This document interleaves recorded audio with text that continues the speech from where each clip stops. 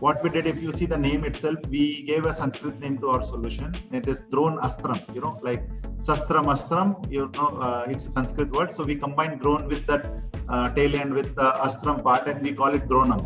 Now this drone is used as a weapon, so you need a weapon to counter that drone. Ecosystem for the startups has been developing very nicely, and this is really good news for India, because we are looking for solving indigenous solutions. Today we have been joined by the director of Gurudwara Systems, who I'm not going to say what they are currently doing. I'd rather say that we know that drones are revolutionizing each and every sector today, from delivering medical facilities to defense to land mapping to anything that we used to know that it is not going to possible, but nowadays that thing involves drones. So here what I believe is the counter drone technology, the counter drone system comes, because again we know that this can be used by our adversaries, by someone who wants to disrupt our process. And what I believe in this domain, Gurudwara Systems are working. Recently, they have been awarded the tender by IAF for manufacturing radio frequency jammer guns. Sir, if you could walk us through what are radio frequency guns and how they are used, the technicality, and what Gurudwara Systems are currently producing.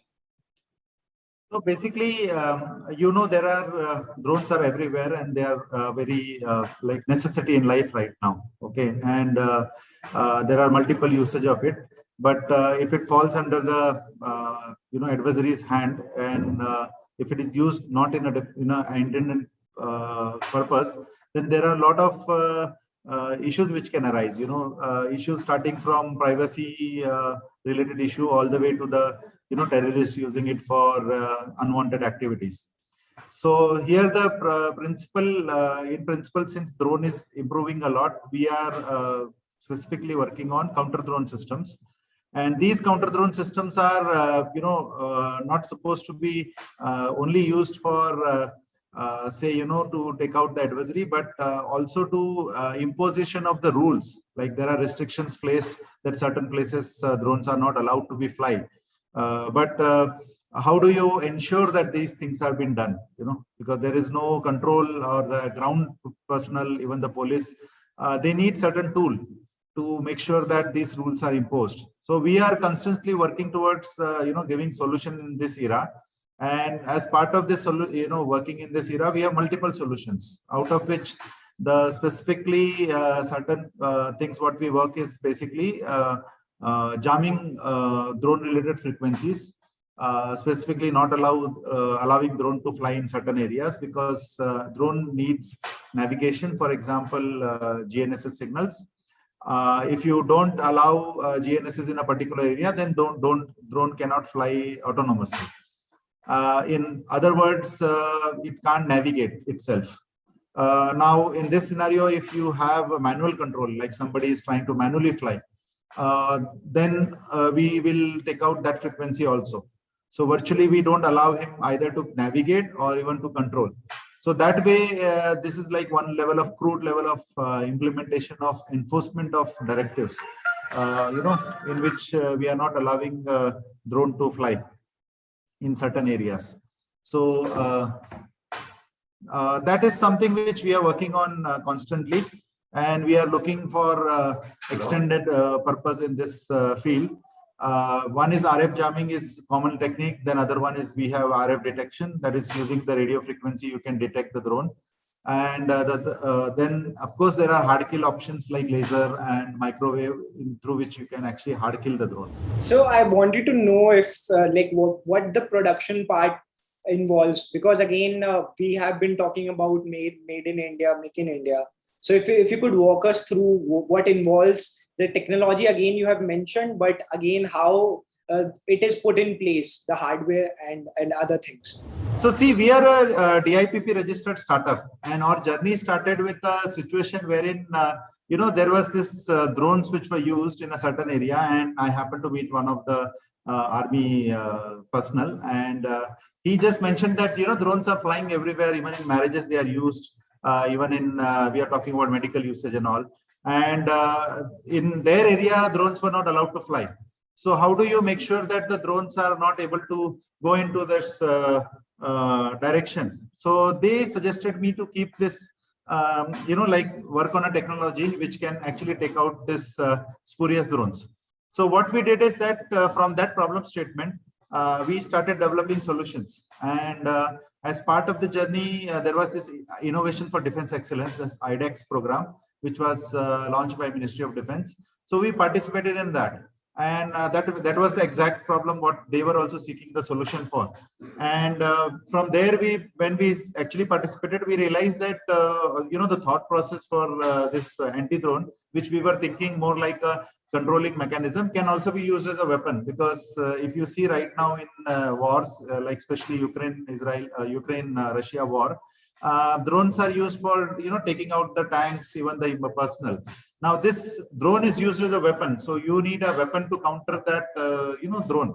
So we found that it was really not even in a civil application, but in a defense point of view, it had a multifold application. So that's where we started building this solution. And we participated in another challenge, which were BSF challenge for Bhumi. And in that also we were the winner, actually, because it was a pan-India wide challenge, and we won that challenge as well.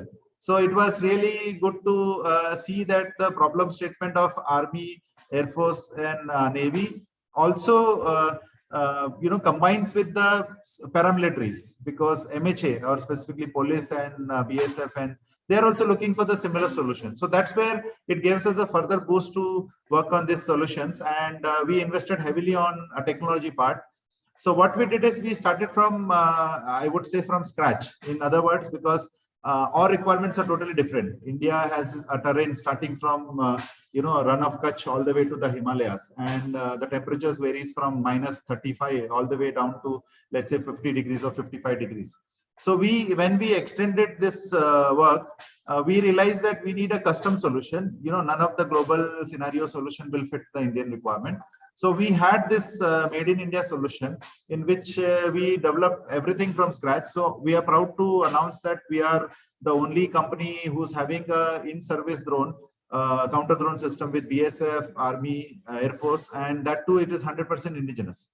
In fact, the funny thing happened that one of the tender in which we participated, it was by Indian, in the sense that you are allowed to bring from abroad and field the equipment. But we participated in the tender with the IDDM, which is indigenously designed, developed, and manufactured solution. We won the tender and we even delivered the solution, actually.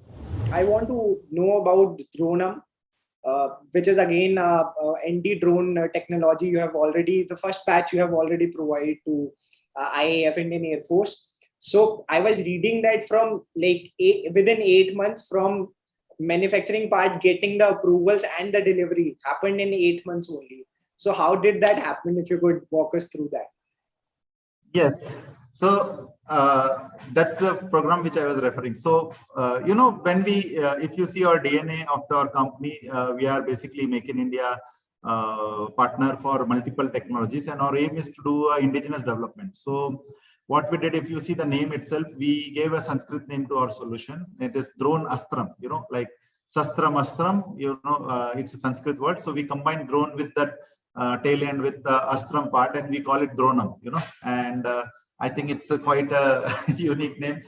We didn't think that it would be acceptable, but now people are liking it. So when we initially came up with this solution, what we said is that that Air Force wanted a handheld system, which was more like a rifle kind of solution, because you can't carry too much of weight, and specifically soldiers are already loaded with weapons, their radios, their equipments, additional ammunitions. You don't want to give a solution which needs a lot of carrying, because he will get fatigue over the time. And many places in India, they are not approachable by road, because people go on patrolling on foot. So we have a solution which we made, this Dronam, as a rifled solution, which can be handled and can be effectively neutralizing the drones in a certain frequency ranges. This, when we filled it, it was very much acceptable by a user, actually, because in fact, user gave a lot of input in terms of improvement of that product. And that's where we have this Dronam rifled version. And that same version, when we filled it to Army, they liked it as well. And we have also given it to BSF, because the problem remains the same. The BSF also goes on foot patrolling at many places. So Dronam rifled version is what we made, and this is, I believe, is one of its kind rifled configuration system, very lightweight compared to the solutions available. It is battery powered and gives you a very sufficient range to engage the drones in an area. Now this one, when we deployed, in fact, we were able to catch drones as well, in fact. And what we did is that from there, since it was a short range, we extended the range and we made Dronam B, which is a backpack based version. That was the one which basically was a long range. And extended to that, we also have a perimeter security version, mounted version, which can be mounted on a mobile vehicle or equipment, even on a poles, like on a perimeter security.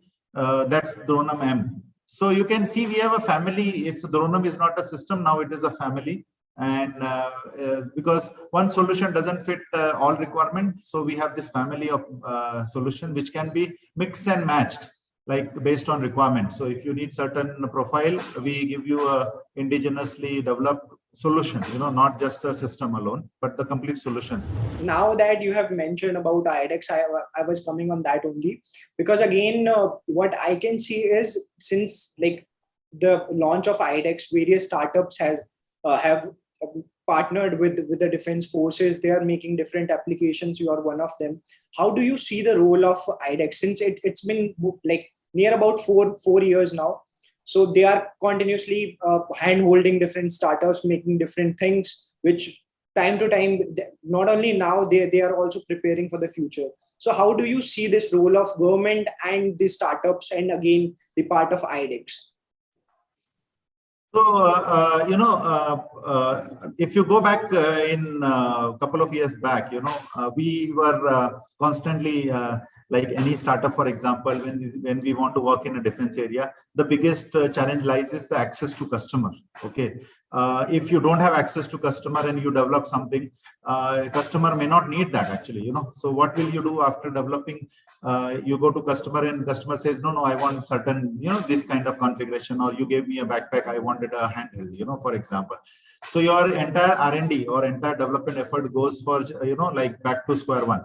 So this was the challenge which was there from beginning, and even that challenge was very much there for all the startups. So IDEX gave us a platform for in this era to basically talk directly to the customer, because IDEX has a core team in which you have directly the people from forces who have given the problem statement, and they are the user basically. So anything you develop along with the user, chances of success are great. So that's where IDEX is helping the startup. They are also giving monetary funds to some extent. Of course, there are riders, but that also helps. And in addition, since IDEX is a challenge which was launched pan-India wise, you get a very good solutions to be implementable for application to user. So for example, if I want to build something in defense, earlier case, I was not knowing where to approach to. Now I know that there is a window in which I can approach to IDEX, give a suo motu proposal, give a make to proposal, and this can be going through that route. So this gives another route, and which is a very good route. And this was not there earlier. So I worked in this defense area for more than now 12 to 15 years. And we know the troubles what we were used to take, to reach and, get the RFPs, get the tenders, understand the process itself, which was quite challenging. So this was very much helpful. And there are certain other routes as well now, because IDEX is one of the route. There is TDF, which is opened by DRDO, very good route that is also. So if you see overall, ecosystem for the startups has been developing very nicely. And this is really good news for India, because we are looking for solving indigenous solution, basically indigenous problem with indigenous solution. So in ground level, indigenous solutions going all the way to the top level user is what is bridging, right now. If you see, the government is doing a lot of good initiatives in this direction.